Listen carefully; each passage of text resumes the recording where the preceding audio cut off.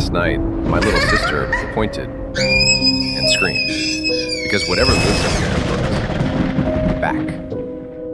They say the bell hasn't rung since 1883, not since the accident that left the bell ringer's body unrecognizable. I saw it through my binoculars, a pale, segmented thing wrapped around the bell, its too many arms merged with the ropes. Then its head rotated backwards to stare at me. Old Marta says it only comes down if you ring the bell.